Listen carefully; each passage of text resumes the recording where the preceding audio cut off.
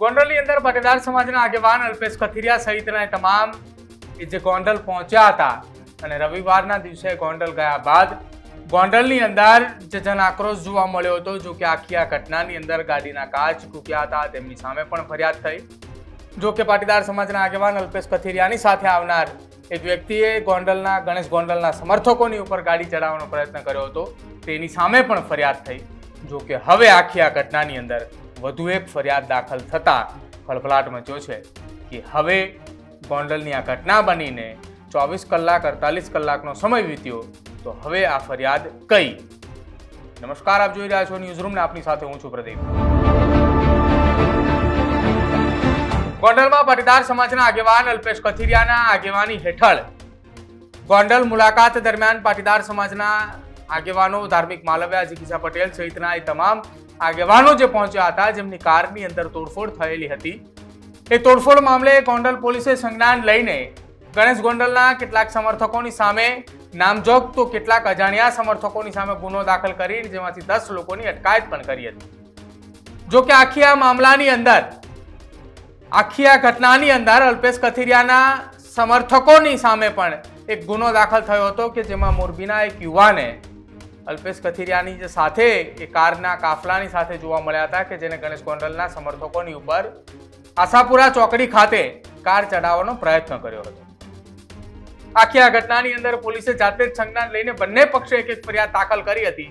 જો કે હવે આ ઘટનાની અંદર સોશિયલ મીડિયાની અંદર એક વિડીયો એવો વાયરલ થયો કે જેના કારણે પોલીસે વધુ 2 ફરિયાદ દાખલ કરી છે। બિલકુલ વધુ 2 જે ફરિયાદ દાખલ કરી છે, જે કારની અંદર તોડફોડ કરવામાં આવી હતી, એ દરમિયાન પોલીસે સોશિયલ મીડિયાના માધ્યમથી એક વિડીયો મળ્યો હતો કે જેની અંદર રાષ્ટ્રધ્વજના અપમાનનો પણ ગુનો દાખલ કર્યો છે।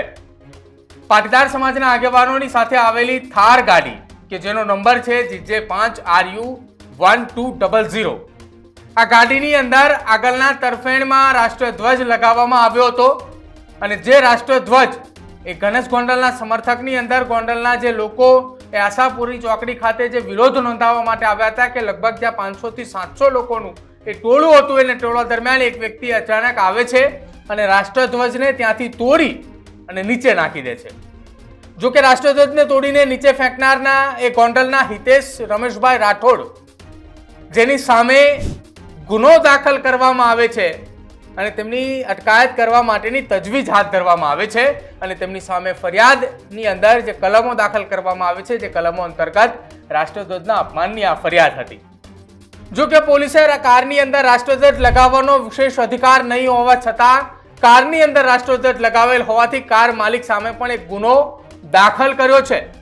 એટલે કે ગોંડલ બી ડિવિઝન પોલીસ મથકે હવે 48 કલાક બાદ આ ઘટના બન્યાની બાદ ફરી એક વખત એક ગુનો દાખલ કર્યો છે અને એ 2 ફરિયાદ દાખલ કરવામાં આવી છે કે જેમાં એક ગણેશ ગોંડલના સમર્થક પણ છે, તો સામે પક્ષે બીજી તરફ અલ્પેશ કથિરિયાના સમર્થકોની સામે પણ વધુ એક આ ફરિયાદ દાખલ થઈ છે।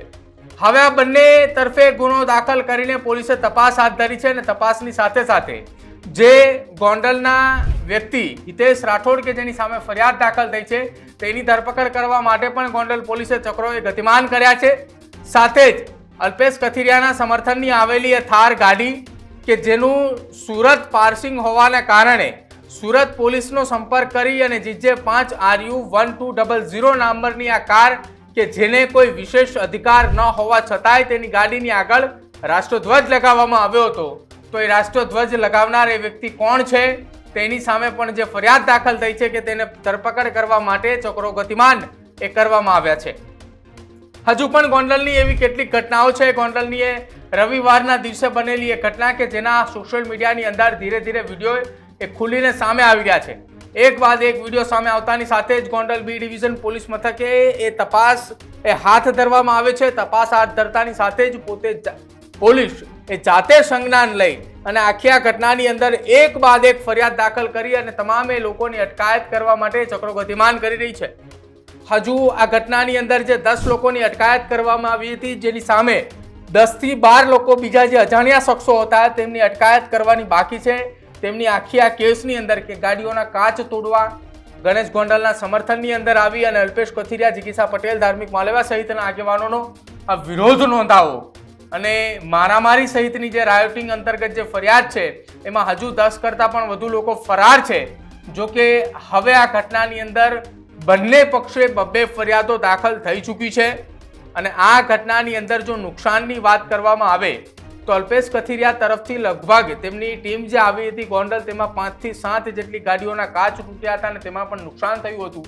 બીજી તરફ ગોંડલના રસ્તાઓ ઉપર આ તમામ જે લોકો નીકળ્યા હતા કે જેના વિરોધ દરમિયાન ગોંડલના હજારો લોકો આ પાટીદાર સમાજના આગેવાનોના વિરોધમાં ઉતર્યા હતા, જેમાં જાતિવાદી માનસિકતા ધરાવતા હોવાના પોસ્ટરો પણ એ લઈ અને આ મેદાને ઉતર્યા હતા. પરંતુ અત્યાર સુધી આ કેસમાં 4 ફરિયાદો નોંધાઈ ચૂકી છે. હજુ પણ સોશિયલ મીડિયાના માધ્યમથી એક બાદ એક વિડીયો સામે આવી રહ્યા છે. તમને શું લાગી રહ્યું છે ગોંડલની આ ઘટનાને લઈને? શું ખરા અર્થની અંદર પાટીદાર સમાજના આગેવાનો જે ગોંડલને મિર્ઝાપુર સાથે સરખાવી રહ્યા છે, આ ઘટના જોતા તમને શું લાગી રહ્યું છે તે ખાસ અમારા કમેન્ટ સેક્શનની અંદર જણાવજો. અને સોશિયલ મીડિયાના માધ્યમથી વિડીયો વાયરલ થયા બાદ પોલીસે જાતે સંજ્ઞાન લઈ એક બાદ એક ફરિયાદ નોંધવાની કામગીરી હાથ ધરી રહી છે. શું હજુ પણ આ કેસની અંદર બીજી કોઈ ફરિયાદો દાખલ થાય છે કે કેમ? આપને જાણ હોય તો જરૂરથી અમારા કમેન્ટ સેક્શનને જણાવજો. જોતા રહેજો ન્યૂઝરૂમ. નમસ્કાર.